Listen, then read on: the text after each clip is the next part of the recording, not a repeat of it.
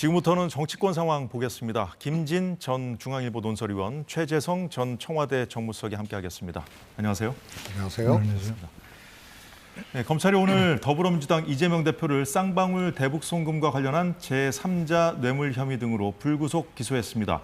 이화영 전 부지사 1심 판결문을 정밀 분석해온 검찰은 이전 부지사 판결을 통해서 경기도와 쌍방울 그룹이 결탁한 불법 대북 송금의 실체가 확인됐다고 밝혔습니다.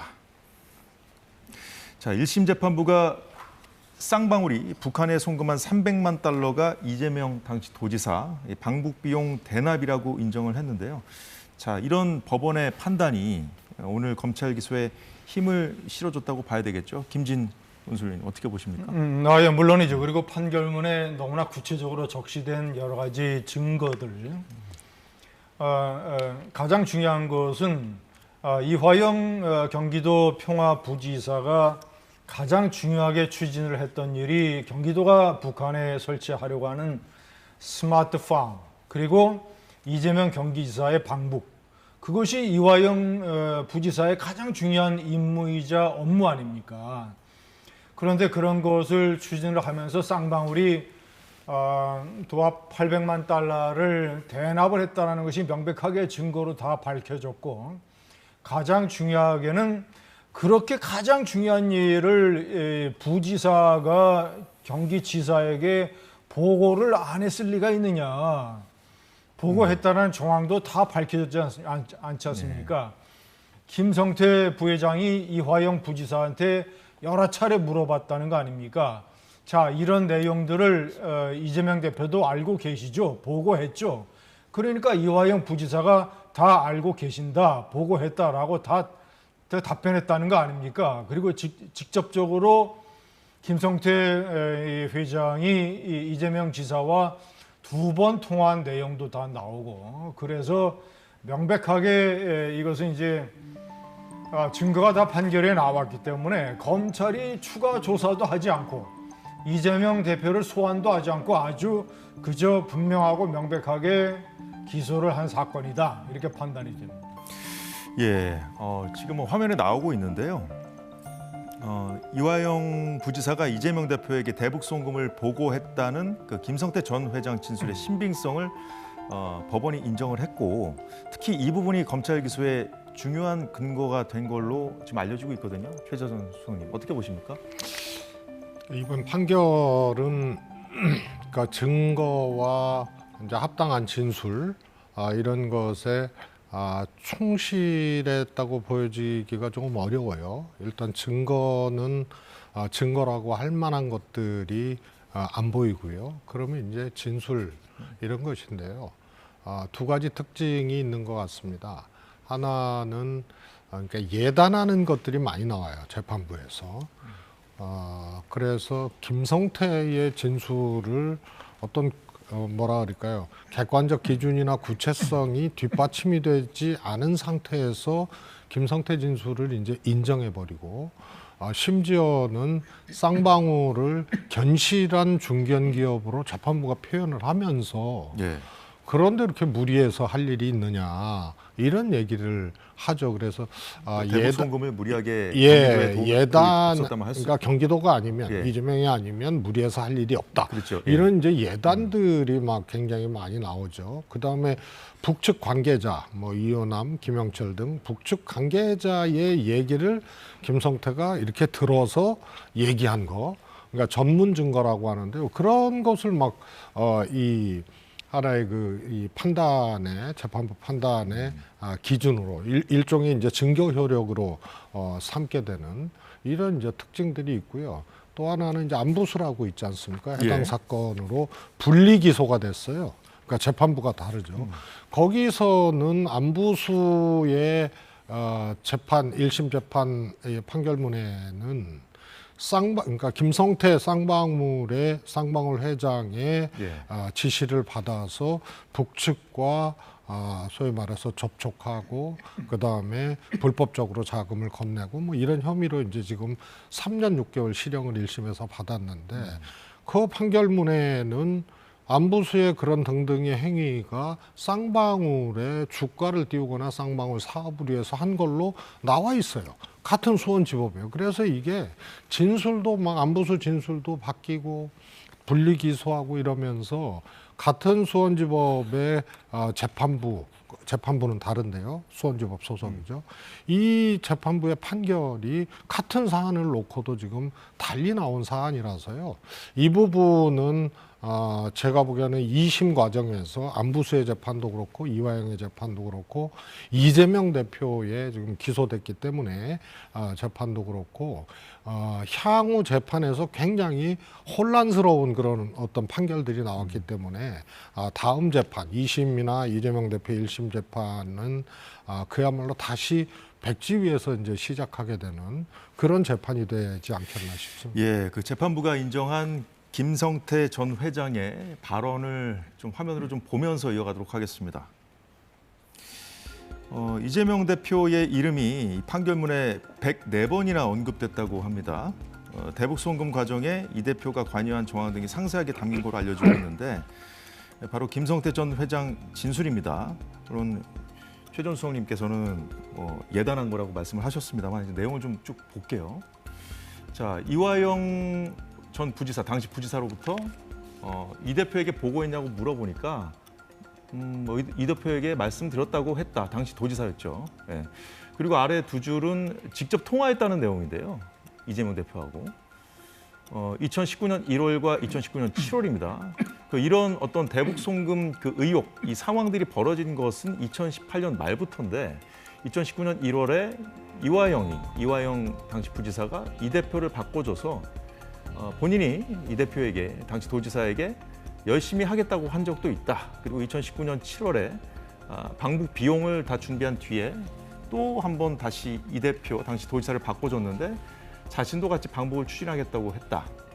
법원이 사실 김성태 전 회장의 이런 진술을 다 증거로 인정을 했거든요. 그러니까 앞서 김진 논설위원님께서는 이런 확실한 증거라고 하셨어요. 이제 최전 수석님은 예단한 거라고 했는데 좀 어떻게 보시는지요?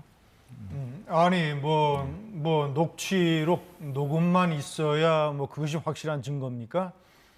김성태 회장이 중형을 선고받을 위험을 감수하면서 왜 이재명 당시 경기지사를 끌어들이겠습니까? 사실이 아니라면, 만약에 그런 일이 없다면 일부러 김성태 회장이 이재명 경기지사를 끌어들여서 저런 식으로 얘기할 이유가 하나도 없지 않습니까? 그리고 쌍방울 이 그룹의 주가 조작이라는 것도 저 시점하고 맞지 않는 것이 검찰 수사와 법원 판결에 다 드러나요. 이미 쌍방울 주가는 이런 일 터지기 전에 주가가 다 상승을 했고 다른 시점이었다는 거죠. 다른 시점이었다는 거죠. 그리고 가장 중요하게는 뭐 저런 일 아니라면, 그리고 저 사건이 심각한 이유는, 자 이제 이재명 대표가 이번에 기소됨으로써 총 7개 사건에 4개 재판을 받게 됐는데 그중에서 제가 판단할 때는 이번 사건이 가장 심각하다고 봅니다. 왜냐? 김대중 정권이 4억 5천만 달러를 핵을 개발하는 북한 정권에게 비밀리에 몰래 갖다 줘서 우리나라 안보가 위기에 처하고 국민들이 엄청난 쇼크를 받은 그 악몽이 아직도 생생한데 이재명 대표의 동기도 아주 불순해요. 판결문에 나온 거 보면 문재인 대통령이 남북 정상회담에 가면서 박원순 서울시장은 같이 가면서 이재명 경기지사를 빼놨다는 거 아닙니까? 그러니까 이재명 경기지사가 다음 대통령 후보로 박원순 서울시장을 미는 것 같다.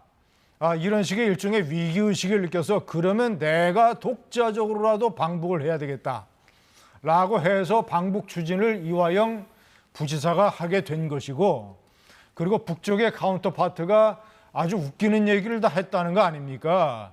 방북을 하게 되면 문재인 대통령 방북 때보다도 훨씬 화려하게 환영을 해주겠다. 백두산에도 신형 헬리콥터로 모시고 길거리 환영 인파도 동원을 하고 이런 식으로 해서 방북 비용 300만 달러, 스마트팜 500만 달러 이렇게 한 것이 이 중요한 그리고 가장 무엇보다도 이것은 뭐 이 진술이 아니라 직접적인 이 증거는 물적 증거는 이재명 경기지사가 사인을 한 북한 측에 이 제발 좀 초청장 좀 보내달라고 한 게 4건, 4개 사업에 4건이라는 거 아닙니까? 공문을 보냈다는 거죠. 그게 다 판결문에 다 담겨 있죠. 다 담겨 있잖아요. 이런데 무슨 뭐 이것이 증거가 없고 이게 검찰이 조작을 했으면 아니 대한민국 판사나 사법부들이 바보입니까? 검찰이 조작한 사건에 9년 6개월의 중형을 때립니까? 예? 자, 최전수석님, 일단은 앞서 뭐 예단한 거라고 말씀을 해주셨는데 거기에 대해서 이제 반박을 해주셨어요. 예. 근데 정황 증거로 이제 어느 정도 충분하다는 게 이제 재판부 판단이고 검찰의 판단인 것인데 어떻게 그 업무를 보면서 벌어지는 모든 일도 어떻게 녹음까지 해서 뭐 가지고 있을 수는 없는 거 아니냐 뭐 이런 말씀인 것 같아요. 당연하죠. 당연한데요. 제가 예단이라고 얘기한 거는 저 부분을 얘기한 게 아니고요. 쌍방울이 견실한 중견기업으로서 무리해서 자기 사업을 위해서 추진할 일이 없었다라는 이런 것들이 소위 말해서 객관성에 기준하지 아니하고 일종의 재판부의 어떤 판단 이런 것들이 들어갔기 때문에 이제 하나의 이제 가정 예단 전제라고 그렇게 한 거고요. 저 문제는 그렇습니다. 저 2차례의 통화가 사실 있었다 하더라도 뭐 이 대표는 잘 이 내용적으로 기억도 못하는 그런 통화인데요. 둘 다 만찬 자리예요. 네. 그리고 사전에서 보여주듯이 거기에 이제 술도 곁들인 만찬 자리고요. 그래서 그 두 번의 이제 소위 말해서 술자리 만찬 자리에서 이 대표하고 통화를 했는지도 모르겠고 했다 하더라도 그런 내용이 오갈 수 있는 자리는 아니고요. 또 기록에도 재판 기록이나 김성태 진술에도 나타나 있지만 지금 말씀하신 자리가 바로 저 자리거든요. 2019년 1월에 안부수 그 아태협 회장 말씀도 아까 하셨잖아요. 네네. 저 자리에서 이재명 대표 당시 도지사를 바꿔줘가지고 통화를 했다는 거예요. 김성태 전 회장 아니 진술입니다. 통화를 했든 안 했든 술자리에서 이화영 부지사가 전화를 해서 바꿔줬는데 거기서 뭐 열심히 해보겠습니다. 저도 방북 추진하겠습니다. 그런 얘기들이 내용 있게 오갈 수는 없는 거고요. 김성태의 진술에서도 확인되듯이 구체적으로는 제가 얘기를 안 했습니다. 이렇게 저거는 통화 자체가 그런 것들이 구체적으로 할 수 있는 통화가 아니고요.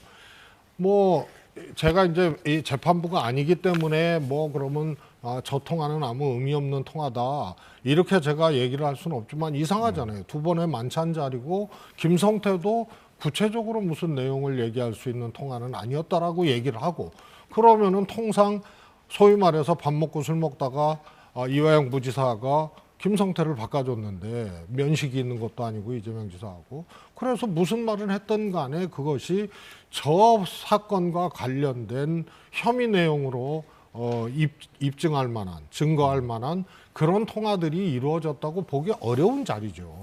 그리고 한 가지 더 여쭤볼게요. 좀 건실한 중견 기업으로 해서 대북 송금 그것을 그렇게 했을 리가 있겠느냐 이런 판결에 대해서도 좀 문제점을 지적을 해주셨는데 이거는 이재명 대표 측도 그동안 그 당시 이제 대북 제재가 막혀 있는 상황에서 그럼 위험 부담을 감당했겠느냐 이런 취지로 좀 설명을 했었거든요. 사실 그걸 보면은 지금 이 상황을 지금 어떻게 봐야 될지 지금 이재명 대표 측도 좀 비슷한 얘기를 하고 있긴 하거든요 지금. 아니 그러니까 쌍방울은 아시잖아요. 이미 주가 조작으로 김성태 회장이 실형을 선고받았었고 관련 범죄들이 있고 그래서 뭐 김성태 회장 개인의 어떤 이 신변에 관한 문제나 평가는 하지 않겠습니다만 이미 동정 전과가 있어요. 그리고 견실하지 아니에요. 아시다시피 내이 만드는 그런 쌍방울이 아니란 말이에요. 이미 김성태 회장이 인수를 한 이후에는 소위 말해서 뭐 범죄 사실도 있고 유죄도 받았습니다만 주가 조작, M&A 이런 것들을 하죠. 그래서 견실한 기업으로 보기 어려운데 재판부가 굳이 그렇게 얘기한 것은 뭐냐 이런 뜻으로 이제 말씀을 드린 거고요. 그리고 이렇습니다. 민주당은 소중한 기억을 갖고 있죠. 김대중 대통령이 취임하시고 대북 정책의 일대 전환을 이뤄내잖아요. 소위 햇빛 정책으로. 그런데 그때 처음으로 이제 북한과 본격적인 교류, 화해 협력의 시대가 돌입이 되면서 소위 말해서 대북 송금 사건들이 터졌단 말이에요. 그런 것을 알고 있기 때문에 그러면 문재인 대통령이 북한 가서 김정은 위원장 만나고 이랬을 때 그럼 돈을 줬어요? 이미 그런 경험이 있기 때문에 뭐 박원순 시장도 마찬가지고요. 이런 것이 김대중 대통령 시절에는 뭐 실제로 이루어졌을지언정 그것이 유죄를 받고 또 대법에서 파기환송은 됐습니다만 불가피하게 이루어졌다 하더라도 북한에 돈을 건네는 행위가 결국은 사법적 심판의 대상이 된다는 기억을 갖고 있기 때문에 방북으로 돈을 주고 그 대가로 한다? 이거 자체는 제가 보기엔 적어도 민주당 정치인이라면 그런 생각을 하거나 시도를 적어도 노무현 정권 이후부터는 하지 않았고 할 수도 없었다라고 저는 보여지고요. 노무현 정부 이후에는 그 민주당 정치인들 사이에서는 뭐 방북의 대가로 돈을 준다는 생각조차 갖기가 쉽지 않다 이런 말씀해 주셨는데 문재인 대통령은 돈보다도 더한 걸 줬죠. 김대중 대통령은 그때 판결문에 나옵니다. 노벨 평화상을 받기 위해서 남북 정상회담이 필요하다라는 인식을 하게 됐고 남북 정상회담을 하기 위해서 북한이 요구하는 4억 5천만 달러를 국민 몰래 비밀리에 북한에 핵을 개발하는 북한 정권에 줬어요. 네? 문재인 대통령은 돈을 안 줬을지 모르지만 남북 군사 합의라고 하는 최근에 윤석열 정권이 효력을 정지시킨 접경 지역에서 우월적인 한국의 군사력의 훈련을 하나도 못하게 만들어서 우리 군의 손발을 묶어버리는 이런 식의 합의를 덜컹 해줬어요. 제가 판단할 때는 4억 5천만 달러보다도 더욱더 심각하게 북한에 준 겁니다. 자, 그리고 이재명 경기지사의 입장으로 보자면 본인이 북한을 방문을 해서 한국의 뉴스가 실릴 만큼 북한의 융숭한 대접을 받기 위해서 북한의 대가를 지불해야 되는데 돈 말고 이재명 경기지사가 줄 수 있는 대가가 뭐가 있어요? 없지 않습니까? 그 판결문에 다 나오잖아요. 북한의 그제 조선 아태위 부위원장이 이화영 부지사에게 했다는 말. 이재명 지사가 방북을 하게 되면 이 문재인 대통령 때보다 더 융숭하게 대접을 해주겠단 말이죠. 그리고 문재인 대통령까지는 모르겠지만 이재명 경기지사급의 한국의 정치인이 방북을 하려면 북한이 돈을 엄청난 액수를 요구할 것이고 그런 것을 줘야만 된다라고 하는 것은 일종의 상식이잖아요, 상식. 그 상식이 이번에 재판에서 입증이 됐다. 예. 네, 재판부가 다 잠시만요. 상식적인 재판이라고 하셨는데 판결 결과에 대해서 이렇게 말씀해 주셨는데 이재명 대표가 오늘 검찰이 기소하자마자 입장을 바로 냈어요. 그거 듣고 한번 말씀 들어보겠습니다. 기소를 했다고 해요? 네. 전에도 말씀드렸는데 검찰의 이 창작 수준이 갈수록 떨어지고 있습니다. 이 사건이 얼마나 엉터리인지는 우리 국민들께서 조금만 살펴봐도 쉽게 알 수 있습니다. 이럴 힘이 있으면 어려운 민생 챙기고 안보 경제 챙기시기 바랍니다. 예, 최재성 전 수석님 반박해 주시죠. 김진 위원님이 말씀하신 거는요 또 다른 문제예요. 9.19 군사합의 문제라든가 이런 것들은 주장의 문제고 평가의 문제일 수 있고요. 저는 정말로 잘했다고 보고 지금 윤석열 정부가 그것을 소위 말해서 효력을 정지시키는 이런 과정은 참으로 잘못됐다고 저는 평가하는 거기 때문에 요 문제에 대한 어떤 이 본질적인 논쟁하고 조금 다른 문제니까요. 예. 그런데 무슨 북한에 오면은 문재인 대통령보다 더한 대우를 해주겠다. 이게 누가 한 얘기냐면요. 북한 아태평화의 부실장급이 한 얘기예요. 그러면 소위 말해서 그게 가능한 얘기입니까? 저는 만약에 그것을 전문 증거로 재판부가 채택을 했다면 정말 잘못됐다고 보는 것이요. 그렇게 할 수가 없는 일 아니에요. 아무리 그래도 문재인 대통령이 갔을 때보다 경기도지사가 갔는데 더한 대우를 해주겠다. 그것도 김정은 위원장이나 김정은 위원장의 뜻을 그야말로 가장 가까운 거리에서 읽을 수 있고 또 그렇게 김정은 위원장에게 보고하고 얘기할 수 있는 사람이 아니고 아태평화위 부실장급이 한 얘기를 전문 증거로 그거로 삼고 그거를 판단에 재판에 작용을 했다는 것 자체가 저는 문제라고 보고요. 말이 안 되는 상식적으로 말이 안 되는 얘기 아닙니까? 그게. 앞으로 이제 이 검찰 기소가 이루어졌기 때문에 법정 공방도 더 치열할 것으로 전망되고 있는데요.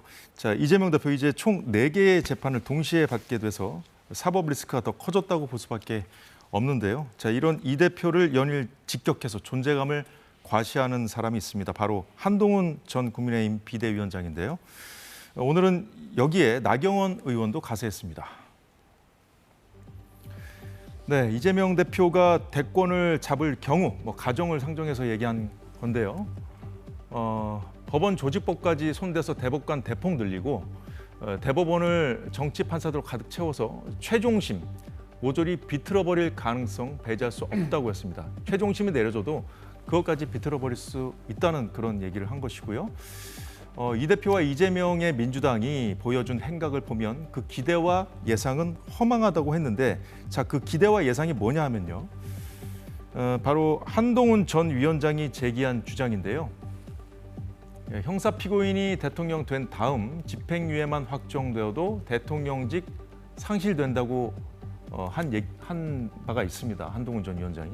자, 이것이 이런 기대와 예상이 허망하다고 한 것인데 결국 이제 한 전 위원장 주장에 이견을 보인 거거든요.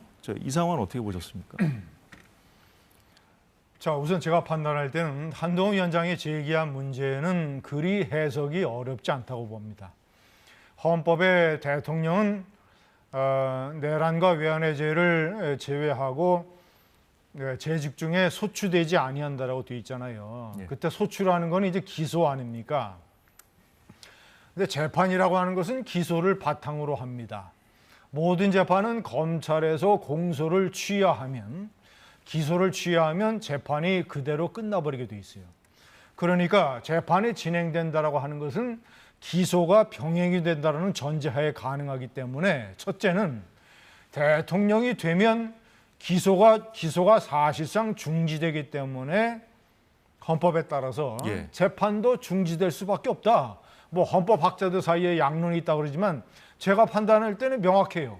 그리고 헌법재판소는 항상 정치적인 결정을 내리는 곳입니다. 아니, 현직 대통령이 피고인으로 재판을 받게 놔두겠어요? 대통령이 됐는데 국민투표를 통해서. 때문에 대통령이 되는 순간 재판은 중지될 것이다. 그래서 한동훈 위원장이 제기한 문제의 본질은 뭐냐면 그렇기 때문에 대통령 취임 전에, 대통령 선거 투표 전에 빨리 유죄냐 무죄냐 예. 대법원이 확정 판결을 해서 국민들이 그 후보에 대해서 저 후보는 유죄인지 무죄인지 이거를 빨리 결정을 해야 된다라는 데에 한동훈 위원장의 초점이 있는 것이다. 예. 그리고 상식적으로도 그렇고요. 대단히 지금 위험한 현실인 것이 대통령 선거가 앞으로 3년도 채 남지 않았는데 민주당에서 대통령 후보를 대통령 선거 적어도 6개월 전에 뽑는다면 2년 반밖에 안 남았어요. 그 시점은. 2년 반 사이에 이재명 대표에 대한 4개 재판 중에서 하나라도 대법원에 확정 판결이 되는 상황이 벌어지지 않는다면 예. 대통령 후보로 선출된 다음에 법원이 재판 진행하지 않을 가능성이 높아요. 제가 판단할 때는. 한국의 법원이. 그러면 진짜 한동훈 위원장이 제기한 우려스러운 문제가 제기된다. 예. 가장 중요한 것은 진짜 이 나라의 법원, 판사, 대법원장들이 진짜 시대의식이 있고 정신이 있으면 유죄든 무죄든 앞으로 최소한 대통령 후보 정해지기 전에 판결을 내려야 된다. 예, 이재명 대표 재판 조속히 좀 마무리를 해야 된다, 그런 취지라고 말씀을 해주셨는데, 지금 사실 한동훈 전 위원장이 거의 연일 SNS를 통해서 이재명 대표의 사법 리스크를 저격을 했었거든요. 이제 나경원 의원까지 거기 가세했다는 점 사실을 좀 보여드렸는데 어떤 의도라고 보이십니까? 왜 이렇게 나오는 걸까요? 우선요. 예. 한동훈 위원장과 나경원 의원의 얘기가 좀 다르거든요. 한동훈 위원장은 사실상 저게 어느 정도의 뭐 영향력이나 힘이 있는지는 몰라도 대법 판결을 대통령 선거 전에 끝내라는 얘기거든요. 그래서 집행유예 받으면 대통령 될 수 없기 때문에 끝내라는 얘기고, 혹은 또 그럴 수 있다는 얘기고, 나경원 위원장은 항소심까지 받고 대법원 판결이 이제 이재명 의원이 대표가 대통령이 되면 항소심 상태에서 항소심이 끝난 상태에서 최종심을 받지 아니하고, 그러면은 그때 대법관들을 막 정치 판사로 임명을 해가지고 그 사건을 대법원에서 비틀 것이다, 이런 조금 황당한 얘기를 한 거예요. 그래서 조금 둘이 다른 거고요. 그 다음에 정치인들이, 특히 여권의 정치인들이 조심해야 될 게 한동훈 위원장류의 발언입니다. 저거는 어떻게 보면 사법 절차 과정에 대해서 압력을 넣는 거거든요. 저러면 안 되는 거고요. 그래서 재판을 뭐 어떻게 하라 말아라, 언제 하지 마라, 심지어는 뭐 수사 가이드라인도 안 되고 간접적인 그런 외압도 안 되는 거잖아요. 그래서 저런 거는 가정을 전제로 자기 주장을 한 거고, 저것이 재판 과정, 사법 절차에 영향을 주는 것이기 때문에 조금 온당치 않고요. 저는 정치적으로는 뭐 이재명 대표가 비단 대북송금 이번 사건뿐만이 아니고 대장동부터 시작해서 아마 유사 이래로 야당 대표가 이렇게 엄청난 공격과 수사, 기소, 재판을 받는 거는 아마 처음 있는 일일 거예요. 우선은 전직 대통령은 한 적이 있어도 대선에서 패배한 상대당을 사법적으로 이렇게 전방위적으로 한 적은 없습니다. 그래서 이번도 기다렸다는 듯이 여권의 유력한 정치인들이 이재명 대표를 때리는 거는 정치적으로는 이재명 대표 소위 말해서 몸집을 키워주는 거고, 스스로들이 정치적인 어떤 이 뭐랄까 실체로서의 이재명 대표와 그보다 못한 사람으로서 본인들을 포지셔닝하는 거기 때문에요. 저는 법적으로나 사법적 외압도 그렇게 비춰줄 수 있는 예단 주장도 온당치 않을 뿐더러 정치적으로도 제가 보기에는 주장하는 저 여권 의원들, 정치인들이 별 실효성 있는 주장을 하는 것은 아니다고. 예, 지금 뭐 그동안 좀 공개적인 논평을 자제했던 민주당도 오늘 뭐 즉각적으로 반응을 냈습니다. 야당 탄압이다, 대통령 정적 죽이기다. 지금 최전수석님께서 말씀하신 거랑 좀 취지가 좀 비슷한데요. 자, 김진희 의원님. 지금 이런 그 민주당의 반응, 정적 죽이기다, 그리고 그 전례 없는 그 대선에서 패배한 야당 대표에 대한 그 공세다, 이렇게 좀 하셨고요. 그리고 이제 한 전 위원장이나 나경원 의원이 제기하는 이런 부분에 대해서 오히려 사법법 압력이라고 했는데, 지금 사실 그 야당에서는 검사 탄핵이라든가 판사 탄핵이란 뭐 이런 얘기까지 나오고 있거든요. 민주당의 지금 이제 언행이 논리가 안 맞죠. 우선 첫째는 이재명 대표 시절에 벌어진 범죄 혐의에 대해서 검찰이 기소를 하는 게 아니잖아요. 이재명 대표가 경기도 지사 시절에 벌어졌던 일의 혐의가 지금 기소되는 거 아닙니까? 그러면 그것을 이재명 대표가 개인 변호사를 고용을 해서 대응을 해야죠. 아니, 왜 민주당이 이재명 대표의 개인적인 문제에 왜 당 차원에서 그런 식으로 나옵니까? 조직과 돈과 에너지를 써가면서. 이거 말이 안 되잖아요. 예?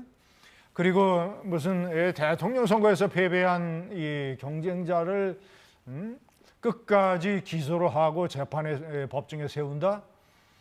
대통령 선거에서 패배한 트럼프 대통령을 미국의 사법부가 그 성추문 사건과 성추문 입막음 사건, 그거 철저하게 기소하고 재판을 해서 1심에서 지금 관련 범죄 혐의를 전부 다 유죄를 때렸잖아요. 그렇지 않습니까?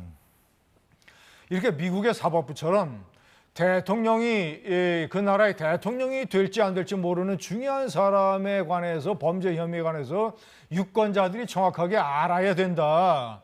유죄인지 아닌지, 죄인인지 아닌지, 그런 미국의 사법부의 입장이 명확하고 그것이 일종의 이 사리에 맞지 않습니까?